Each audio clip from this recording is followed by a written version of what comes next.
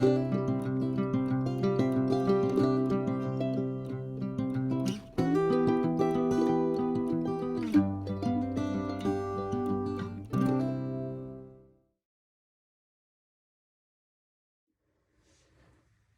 so the first step of our no knead artisan bread is going to be putting in our yeast. So I'm using a dry active yeast here. I do get this from Azure. I have the package right here. If that's something that you're interested in, I can link below to them. So I like to store mine in a mason jar and I put it in the refrigerator. So we're going to add a tablespoon of dry active yeast. And then to this, we're going to add our water. So I have a 1.5 cups of warm water here. You want to make sure that it's not too hot and not too cold so that it will start to activate our yeast.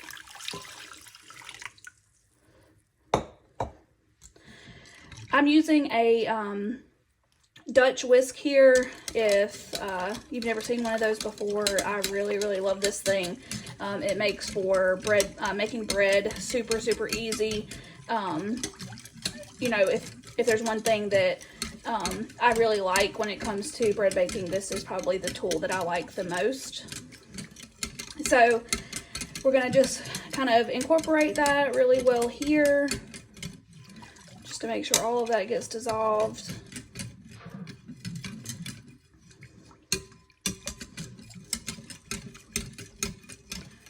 Okay,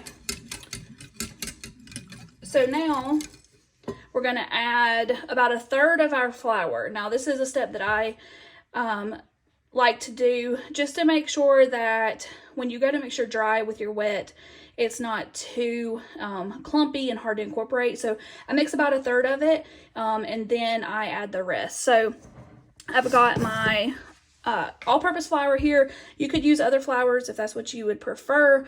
I really have liked using this. Again, I got this from Azure, and I buy it in bulk since I make, you know, several loaves of bread a week. And so I'm gonna add my first cup to this. It's gonna take 3 cups altogether, but I'm gonna add my first cup, and then I like to go ahead and incorporate the liquid with this part of the flour, just again to kind of you know, make more like a paste out of it. It'll make it easier when I go to add the other flour for there not to be any dry flour. I've tried to just add all the flour at once and it just, I don't know, it's a lot harder to incorporate the mixture. Okay, so now that I have that, and that's pretty well incorporated, I'm going to go ahead and add the rest of my flour. So I'm going to add 2 more cups.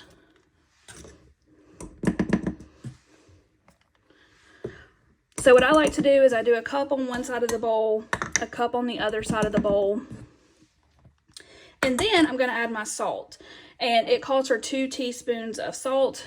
I like to do it at this step just to make sure that the salt does not interfere with the yeast. And so I usually add a teaspoon here on this mound of flour and a teaspoon here on this mound of flour.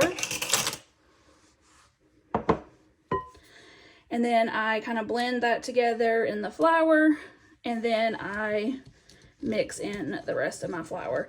And in terms of ingredients, that's it. Like, it's very, very simple. It's just water, flour, yeast, and salt.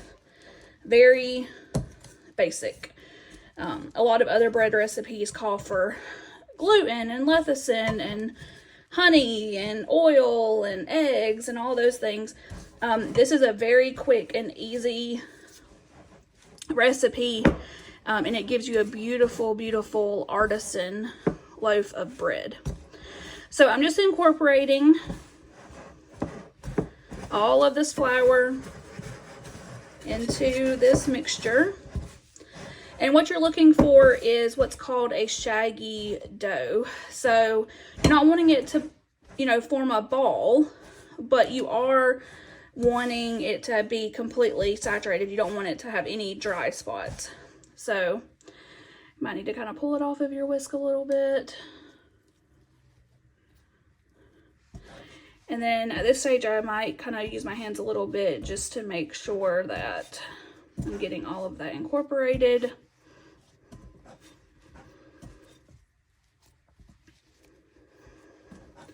And that's pretty much it. Okay, so at this point, I have my dough formed, and I am going to cover it. And so I like to use this glass Pyrex bowl here.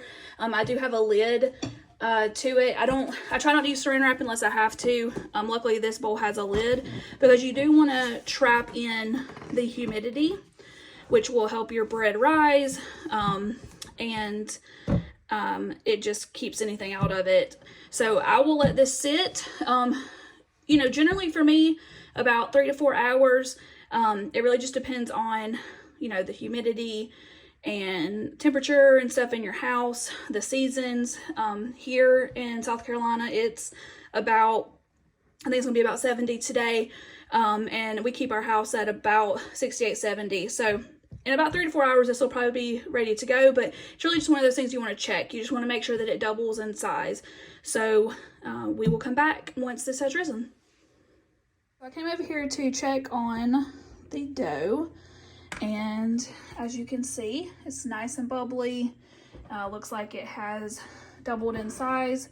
So the next step is I'm going to go ahead and preheat my oven to 450 degrees, and you want to make sure that you put your Dutch oven in. Okay, so I have my Dutch oven here because when I go to preheat my oven, I want to make sure that it is preheating in the oven while the oven is preheating. So I'm going to set my oven to 450 degrees.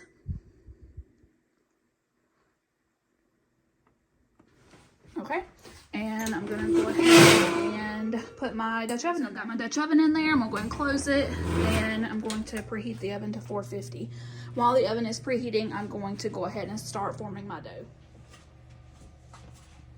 While my oven is preheating, I'm going to go ahead and form my dough. I do try to time this so that I am forming it right as it's time to put in the oven.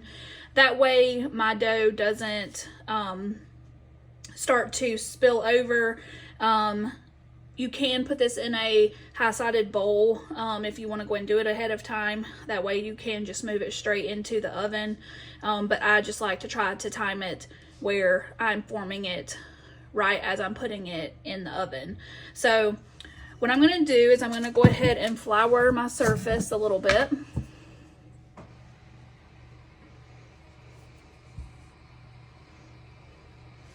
And then I'm going to go ahead and pour my dough out. You can see how this looks.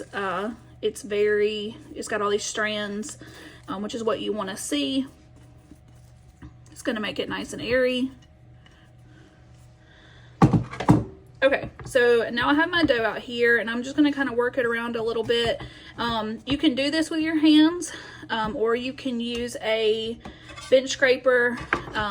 I really like to use the bench scraper, but if you don't have one of those, you're basically wanting to bring the dough together. So I like to pull it in here.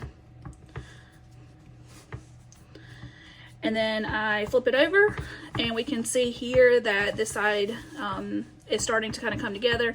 So at this point, you can just use your hands and kind of bring it together like this. But I like to use the bench scraper. It does make it a lot easier.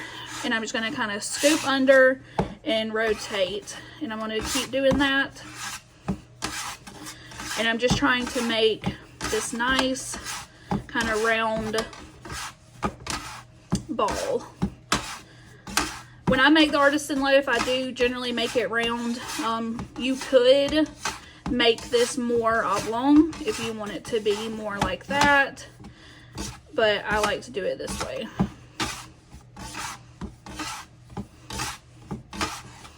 All right, so from here, we can see that it's nice and pulled together. You can kind of see a little bit of air bubbles here. Okay, that's what you want to see, okay? All right, from here, I am going to dust it a little bit with some flour on top. And I'm going to go ahead and make my vent. This is a very important step. you want to make sure that you do give your dough a place to be able to breathe from. So, you know, there's a lot of different ways to do this. They do make knives specifically for this. I just use kitchen knife. And I'm gonna go ahead, and you want one of your cuts to be pretty deep. So I am gonna just kind of go down the center and make my first cut here. And then you can do some pretty designs if you want on the sides. You know, it's really up to you what you do with this. Okay, so that looks good for me. So what I'm going to go ahead and do is I'm going to transfer this to a piece of parchment paper, and then that way I can pick this up and put it directly into the Dutch oven. It does make it a lot easier to transport in and out. It also will help the bottom from sticking and or getting too dark. So I'm going to get this transferred to the parchment paper, and then we'll get it transferred over into the Dutch oven. The oven has preheated to 450 degrees. So I'm going to go ahead and open it and pull out my Dutch oven. You want to try to do this as quick as possible just so that you don't lose any of your heat. Some people will actually preheat the oven to 500 and then lower it after they put the dough in, but I'm going to just do 450. So I'm going to go ahead and open the oven. You want to be really careful with this because it is going to be very hot. Go ahead and open up the lid.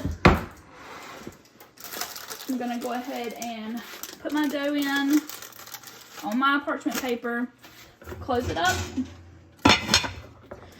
put it back in the oven, and I'm going to go ahead and cook this with the lid on for 30 minutes.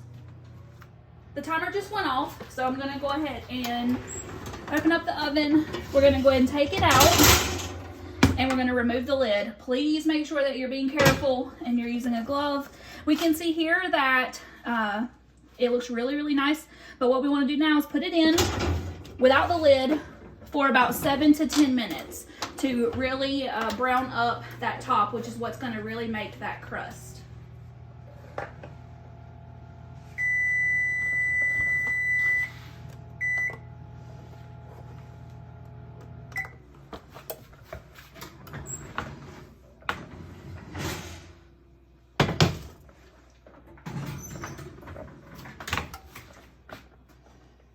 So we want to go ahead and remove our bread from our oven now that it's had time to brown. And look at that. Look how beautiful that is. That's exactly what we're looking for. Okay, so I'm going to go ahead and set it here, and we're going to let it cool, and then we will cut into it. Look at how beautiful that looks. And this is exactly what we're looking for. We want it to be very crunchy. The bottom. It's exactly what we're looking for. Okay, so we're gonna go ahead and cut into this. I really love this. This is a bread knife that I purchased from Amazon. You can purchase these sometimes in certain cookware stores. But this is a really great knife for cutting bread, specifically this type of bread.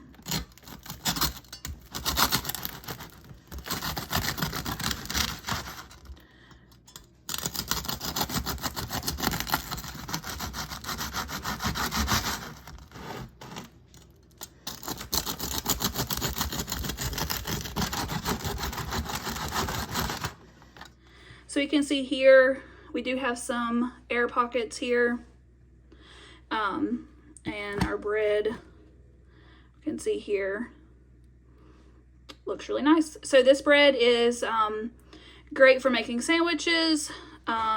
It's great for putting jams and jellies on. It's also really good for if you're gonna have soup. So we can see how nice and airy this is, and those different air pockets in there, and that's exactly what we're looking for.